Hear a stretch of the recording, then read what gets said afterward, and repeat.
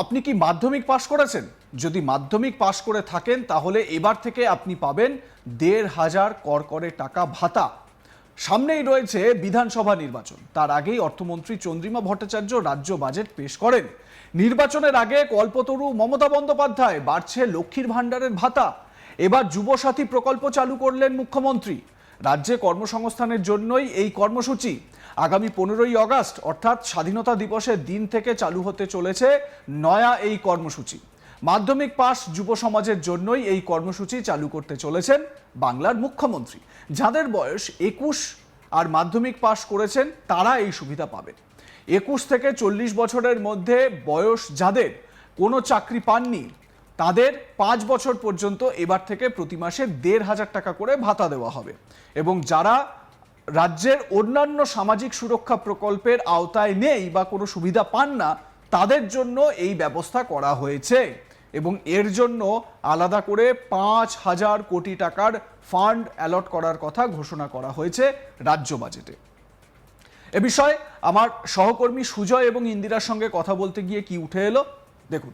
যারা শিক্ষা সংক্রান্ত বা স্কলারশিপ ছাড়া রাজ্য সরকারের অন্য কোনো সামাজিক সুরক্ষা প্রকল্পের সুবিধা পাচ্ছেন না, মানে ধরুন লক্ষ্মীর ভাণ্ডার, কন্যাশ্রী, যুবশ্রী, ঐক্যশ্রী, এই সমস্ত যারা পাচ্ছেন না তাদের কর্মসংস্থান না হওয়া পর্যন্ত সর্বাধিক 5 বছর পর্যন্ত মাসিক ১,৫০০ টাকা করে আর্থিক সহায়তা দেওয়া হবে। আগামী 15ই আগস্ট 2026 থেকে এই প্রকল্প চালু হবে।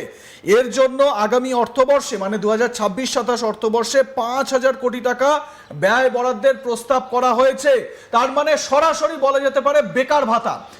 এই সরকারের পরবর্তী টার্মের জন্য ১,৫০০ টাকা করে বেকার ভাতার ঘোষণা করে দেওয়া হলো সুজয়, এবং এর জন্য ৫,০০০ কোটি টাকার একটা ফান্ডের অ্যালট করার কথা ঘোষণা করা হয়েছে। তার মানে একেবারে ক্লিয়ার ইন্ডিকেশন, একদম ক্লিয়ার ইন্ডিকেশন যে তোমরা ৫,০০০ কোটি নয় স্বপন, এখানে একটু কারেকশন করব, ১৫,০০০ কোটি টাকা বরাদ্দের কথা বলা হয়েছে। যেটা বলা হচ্ছে না ৫,০০০ কোটি টাকা, ৫,০০০ কোটি টাকা 5 বছর অবধি মাসিক ১,৫০০ টাকা আর্থিক সহায়তা দেওয়া হবে। আগামী 15ই আগস্ট 2026 থেকে এই প্রকল্প চালু হবে। এর জন্য আগামী অর্থবর্ষে ৫,০০০ কোটি টাকা ব্যয় বরাদ্দের প্রস্তাব করছি। তার মানে পরিষ্কার বলা হচ্ছে যে তোমরা আমাকে যদি ভোট দাও, মানে হিসেবটা এরকম, তাহলে যারা কর্মসংস্থান পাননি, বেকার রয়েছেন, তাদের জন্য ১,৫০০ টাকা করে দেওয়া হবে। বড় একটা চমক বলা যেতে পারে এই বাজেটে। সুজয়।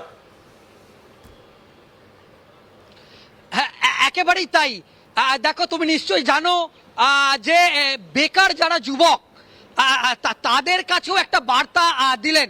আমার সঙ্গে সরাসরি কৌশিকদা সরাসরি আজ আমরা কৌশিকদার কাছে যাবো। কৌশিকদা, এই যে মুখ্যমন্ত্রী মমতা বন্দ্যোপাধ্যায় আরেকটা মাস্টার স্ট্রোক, যেটা হচ্ছে যারা বেকার যুবক তাদের জন্য আমরা জানি যুবশ্রী প্রকল্পে মুখ্যমন্ত্রী মমতা বন্দ্যোপাধ্যায় ১,৫০০ টাকা করে একটা ভাতা দেন, বেকার ভাতা। ফের যারা বেকার যুবক মানে ইন্টার্নশিপ বলা যেতে পারে, যারা কেন্দ্রীয় সরকার এরকম একটা প্রকল্প চালু করেছেন, যে বেকার যুবক তারা এবার ১,৫০০ টাকা করে ভাতা পাবে। একদম কি বলবে? একদম, আমরা সব থেকে গুরুত্বপূর্ণ, এখন বাজে 2:50 বিধানসভার অধিবেশন কক্ষে অর্থমন্ত্রী চন্দ্রিমা ভট্টাচার্য বাজেট পেশ করছেন। আমরা এর মধ্যে গুরুত্বপূর্ণ ব্রেকিং নিউজ দিচ্ছি, সেটা হচ্ছে একদম কোট আনকোট এই যে বইটি এটি পড়া হচ্ছে বিধানসভার ভেতরে। আগামী 3 মাসের ভোট অন অ্যাকাউন্ট অর্থাৎ আয় ব্যয়ের যে হিসেব সেটা এইখানে দেওয়া হয়েছে। স্পষ্টতই গুরুত্বপূর্ণ 3টে বিষয় বলি। যেটা বড় খবর সেটা হচ্ছে লক্ষ্মীর ভাণ্ডার। আপামর বাংলার মহিলারা যেদিকে তাকিয়ে থাকেন, সেই লক্ষ্মীর ভাণ্ডার 2026 সালের ফেব্রুয়ারি মাস থেকে অর্থাৎ এবছর এ মাস থেকে 500 টাকা করে অতিরিক্ত বাড়ানো হলো। যারা 1000 টাকা পেতেন তারা ১,৫০০ টাকা পাবেন। এটি স্পষ্টই জানিয়ে দিয়েছেন অর্থমন্ত্রী চন্দ্রিমা ভট্টাচার্য। এর জন্য ২০,৬২,০০০ মা বোনকে এই প্রকল্পের অন্তর্ভুক্ত করা হয়েছে।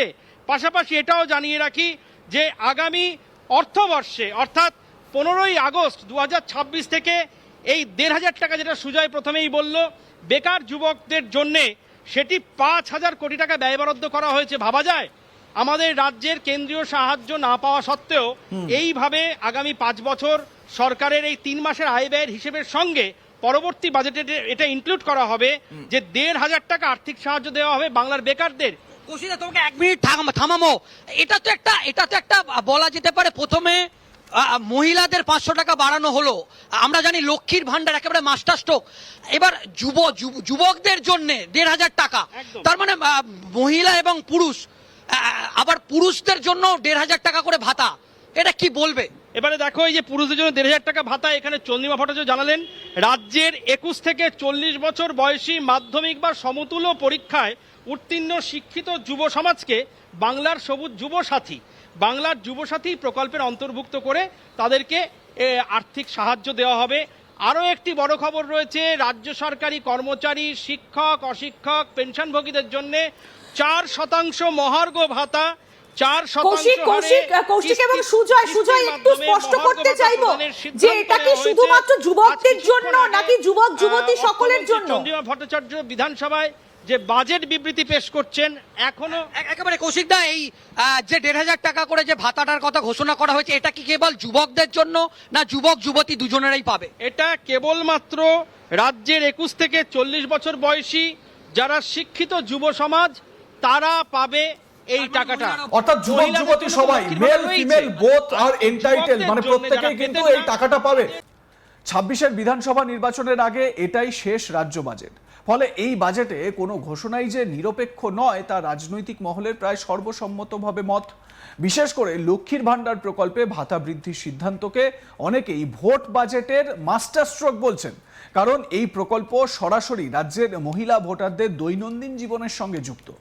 অর্থমন্ত্রী চন্দ্রিমা ভট্টাচার্যের বাজেট বক্তৃতায় ঘোষিত অঙ্ক অনুযায়ী তপশিলি জাতি উপজাতিভুক্ত মহিলাদের মাসিক ভাতা 1,200 টাকা থেকে বাড়িয়ে 1,700 টাকা করা হয়েছে। সাধারণ কাস্টের মহিলাদের ক্ষেত্রে ভাতা 1,000 থেকে বাড়িয়ে 1,500 করা হয়েছে। অর্থাৎ ভোটের ঠিক আগে লক্ষ লক্ষ মহিলার হাতে মাসে অতিরিক্ত 500 টাকা তুলে দেওয়া হলো।